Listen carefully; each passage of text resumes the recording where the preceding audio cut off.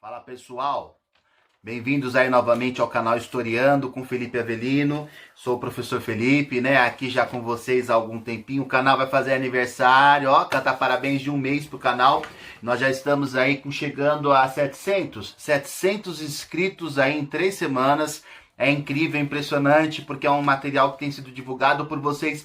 Ele está chegando às pessoas graças a vocês e isso tem feito, né? Tem animado aí a todos que estão trabalhando muito para que esse material chegue a vocês, tá? Eu sempre dou um alô aqui, né, para os nossos editores. Esse vídeo vai ser editado aqui, ó, pelo Eduardo, né, que vai estar aí com a gente para falar um pouco sobre a Índia Antiga.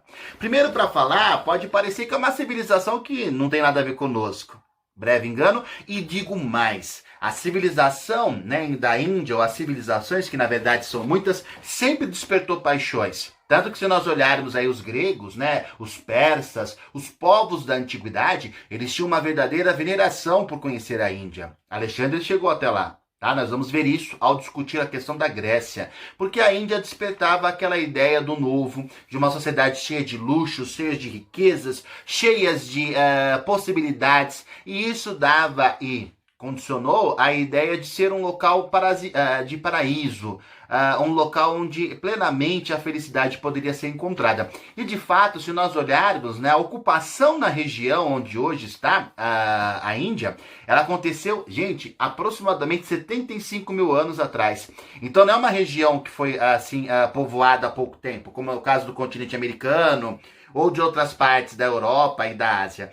É uma região que foi assim ocupada ainda no período da pré-história e que os primeiros povos da região, né, os primeiros povos que ali foram viver, eram povos caçadores, coletores, nômades, ou seja, que viviam pelo rio Indo, em busca aí das principais riquezas que esse rio poderia propiciar, né? Tanto na questão dos alimentos, quanto na questão de proteção. Aí, aproximadamente 5 mil anos antes de Cristo, começa a surgir as primeiras vilas e as primeiras cidades, e essas vilas e cidades, elas têm características comuns. Por isso que a gente fala de populações do Vale do Rio Indo, né? Porque elas vão ficar numa região muito próxima, e este rio é o rio que propicia a vida. Como nós já estamos, né, vendo de diferentes materiais, vocês já viram comigo aí Egito, Mesopotâmia, os persas, os fenícios. Ficou claro para nós que os rios e a importância que os rios têm para as primeiras civilizações e para hoje. Né, a importância que os rios, não somente na ideia de proteção, mas também de transporte, de produção de alimentos. Então, no caso da Índia, é o rio Indo o principal que vai possibilitar a formação ali de cidades. E aí nós podemos citar 2 cidades que são as primeiras, ou as cidades que a gente tem mais registro, tá? Que é a cidade de Harappa e que é a cidade de Mohenjo-Daro. Essas 2 cidades, elas são características da população indo-europeia.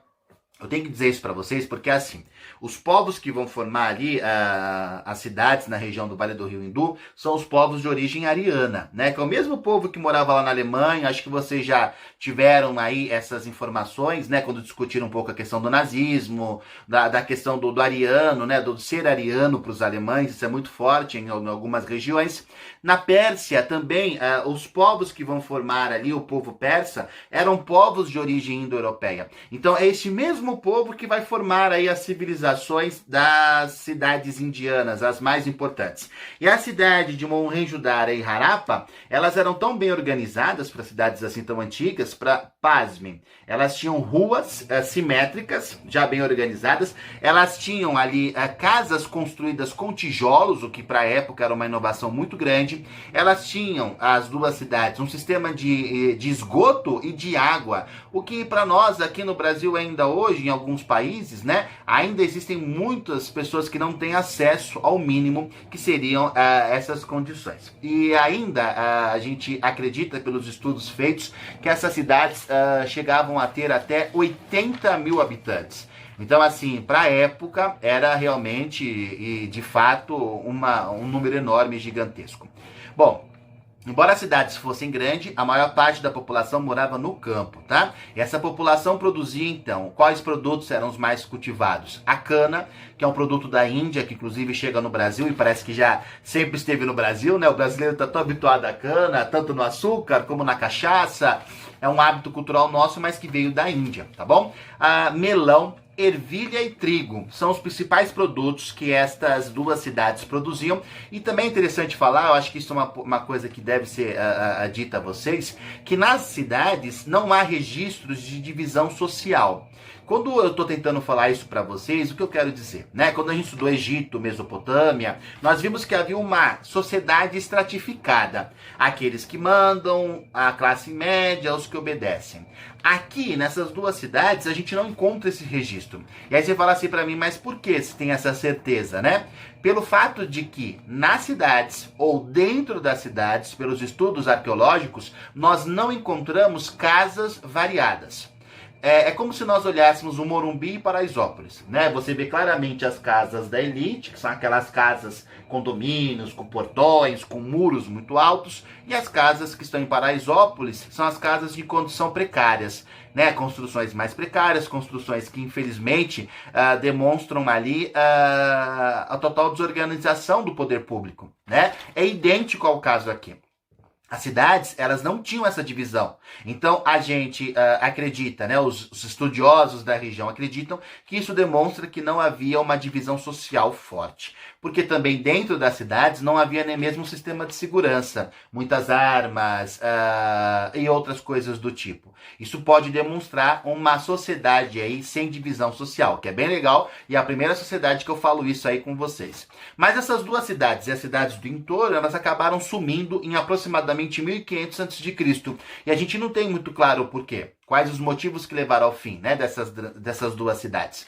O que nós temos por suposição é que um terremoto muito grande aconteceu ali na região. Isso já está, inclusive, documentado.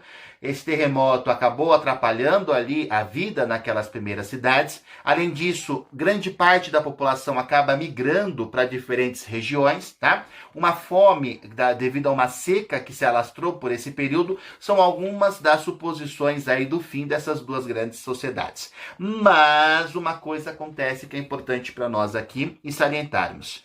Os povos de origem indo-europeia ainda, tá? Da região do norte, que vem tanto do leste da Europa, eles retornam para a região do Vale do Rio Hindu.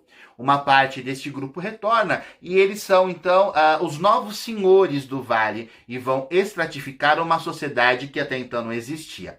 E aí, então, nós chamamos essa sociedade, que começa a partir de 1500 a.C., dos Védicos ou dos Vedas.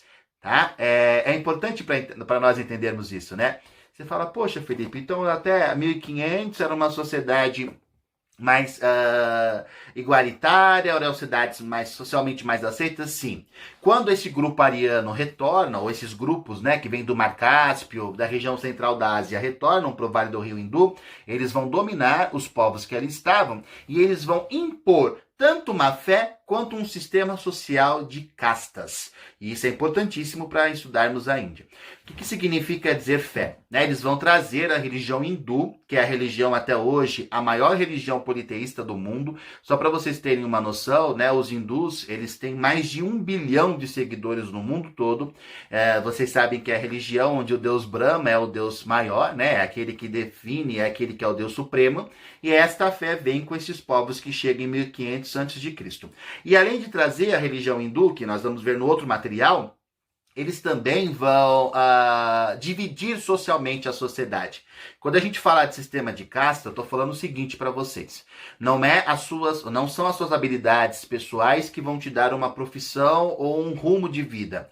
É a família que você nasceu. Então, dependendo da família que você nasce, é nesta estrutura que você vai crescer, é nessa estrutura que você vai trabalhar e somente com pessoas dessa classe que você pode casar. Então, o sistema de castas é um sistema que ainda existe na Índia, em algumas regiões ainda bem rurais, e é um sistema que espanta a todos nós. Pelo fato de ser uma sociedade tão rígida numa forma de controle social, o que impede, por exemplo, que qualquer pessoa possa aí, seguir a sua vida de uma forma livre. Tá? Eu acho que essa palavra é o mais importante para nós.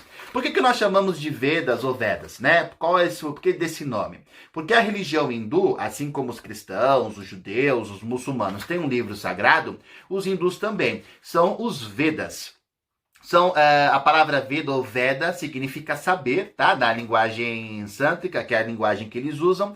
E esses livros sagrados, ou na verdade o livro sagrado, ele se divide em 4 diferentes ensinamentos, que os hindus têm muito isso por característica de vida, né, religiosa e de vida, que seria o Rig Veda, a primeira parte dos ensinamentos, o Yajurveda, que seria o segundo momento, o momento do meio dos ensinamentos, e aí viriam os ensinamentos para os mais capacitados, né? Que é o Samayeda e, por fim, o Atharvareda. São 4 pontos centrais dessa religião ou filosofia que leva aí à palavra de Vedas, que são os livros sagrados.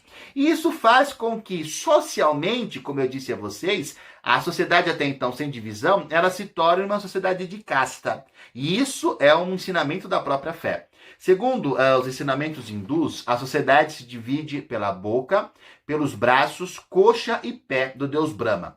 Então eles acreditavam que, por exemplo, a boca eram os mais privilegiados, eram os Brahmanes, os mais tops da sociedade indiana. Eles tinham as melhores funções e era a menor parte da população.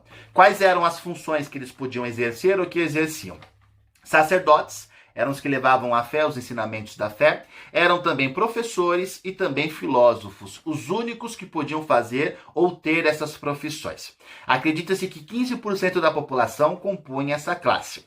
Abaixo dos brahmanes vinham os kshatriya, que seria também uma classe privilegiada, né? Que seria aí os braços de Brahma, mas eles tinham, assim, cargos um pouco diferentes dos brahmanes. Eles podiam ser políticos e poderiam ser militares, que aliás é a função que a maioria seguia. Embora eles também fossem privilegiados, haverá sempre uma tensão entre essas duas primeiras classes pelo poder da sociedade de uma forma geral, tá bom? Bom, abaixo dessas duas classes aparecia aí os grupos ou os grupos menos privilegiados, que era de uma certa forma a maioria da população. Os Vaixas, que significava ou seria a coxa do deus Brahma, eram as pessoas que podiam praticar comércio e agricultura, e os Sudras, que seriam as funções assim menos remuneradas. Camponeses, artesãos, operários, e os Sudras simbolizariam os pés do deus Brahma. Dessa forma, os Sudras eles eram tão desprestigiados na sociedade indiana que nem mesmo os ensinamentos do hindu eles podiam acompanhar. Haviam pouquíssimos rituais que lhes eram permitidos e esses rituais tinham que ser acompanhados aí pelas classes superiores. Aí você falasse para mim, nossa, eu não queria ser um Sudra, né? Eu não queria ser um Vaishya. Havia uma outra camada, que eu não disse a vocês, que era a camada ainda abaixo dos Sudras. E pasmem, né, eles não podiam nem ser tocados, nem mesmo ser olhados. Qualquer indiano que se casasse com alguém de outra classe, independe da classe social que vinha, ele seria rebaixado a esta classe. Então essa classe seria a classe que ninguém queria ter. Eram os famosos Dalits, que significa ou os intocáveis. Né? Os Dalits, portanto, não faziam parte de casta social nenhuma. Eles tinham funções que os indianos jamais exerceriam, como trabalhar com esgoto, recolher lixo, embalsamar os mortos. Então, essas eram as funções permitidas aos Dalits, que não eram vistos pela sociedade e nem podiam ser tocados. Era, sem dúvida alguma, a classe social aí, né, mais desprestigiada. E por incrível que pareça, o sistema de castas ele vai perdurar na Índia até 1950, da nossa era, da era cristã, que é quando a Constituição do país Índia, quando se forma, proíbe a existência de castas. Só que ainda hoje, né, nós sabemos disso porque existem muitas denúncias, na Índia, especialmente em regiões rurais, existe ainda um sistema de castas lá presente e famílias que não permitem casamentos por castas diferenciadas, tá bom? Bom, a gente só começou a falar da Índia, eu tenho ainda que falar para vocês sobre os Harappa, da questão do Kama Sutra, nós vamos falar do hinduísmo e óbvio que nós vamos falar do budismo. né? A filosofia budista, ela vem da Índia e pertence à Índia em seu, de uma certa forma, a sua essência como nação e como país, tá bom? Então nós vamos continuar a falar um pouco mais no próximo material. Gente, tem que dar um like aqui. Olha lá o editor de vídeo aqui de novo. Poxa, fez um grande material para todos nós, não é verdade? Então vamos também, além do like, quem não fez inscrição, faz inscrição aí no canal. A gente vai ficar aí bem feliz por saber que vocês estão curtindo. Um forte abraço para todos e ó, um beijo grande para vocês. Tchau, tchau.